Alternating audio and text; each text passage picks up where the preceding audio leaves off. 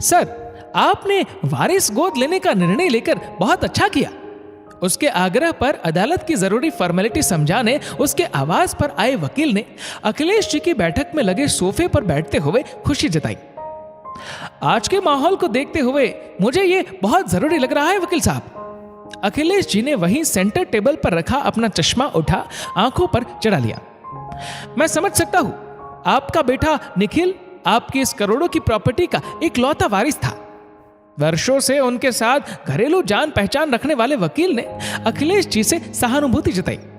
जी, लेकिन शायद ईश्वर को यही मंजूर था और उसकी मर्जी के आगे किसी की कहां चलती है। अखिलेश जी ने अपनी भावनाओं पर काबू पाने की भरसक कोशिश की।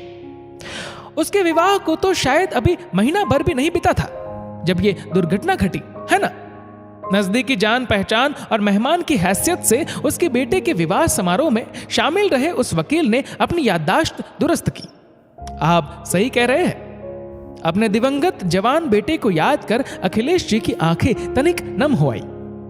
असल में विवाह के कुछ दिनों बाद ही ऑफिस के किसी जरूरी काम के सिलसिले में अपनी निजी कार से हाईवे पर सफर कर रहा निखिल सामने से तेज गति से आते ट्रक की चपेट में आ गया था।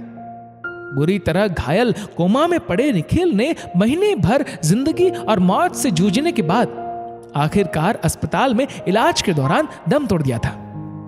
ऐसे दुख की घड़ी में अपने दुख का परवाह किए बिना अखिलेश जी ने अपनी बहू को अकेलेपन से दूर रखने के लिए उसके माता पिता के साथ उसे उसके मायके भेज दिया था। भरसक कोशिश कर स्वयं अपने भीतर के दुख को समेट अपना वसीयत तैयार करवाने का संकल्प लिए बैठे अखिलेश जी ने अपना चश्मा उतारकर आंखों में छलक आए दुख के समंदर की बूंदों को जेब से रुमाल निकाल चुपके से पोंछ उन आंखों पर फिर से चश्मा चढ़ा लिया। कोई बात नहीं सर, हम जल्द से जल्द कोर्ट की सारी फॉर्मेलिटी पूरी कर लेंगे। जवान बेटे को खोने का दुख समझने का प्रयास करते उस वकील ने अदालत के नियमों की कुछ जरूरी छाया प्रति अखिलेश जी के आगे बढ़ा दिया। हाँ, मुझे यह काम जल्द से जल्द खत्म करना है। उन छाया प्रतियों को अपने हाथों में ले वह नियमों को बारीकी से जांचने लगे। आपकी चिंता मैं समझ रहा हूं सर। आपकी बहू को साथ ले उसके मायके वाले कभी भी आपकी प्रॉपर्टी पर अपना दावा पेश कर सकते हैं। अखिलेश जी द्वारा अपनी संपत्ति का कानूनन वारिस घोषित करने की जल्दबाजी देखते हुए उस वकील ने अपनी आशंका व्यक्त की। ये आप क्या कह रहे हैं?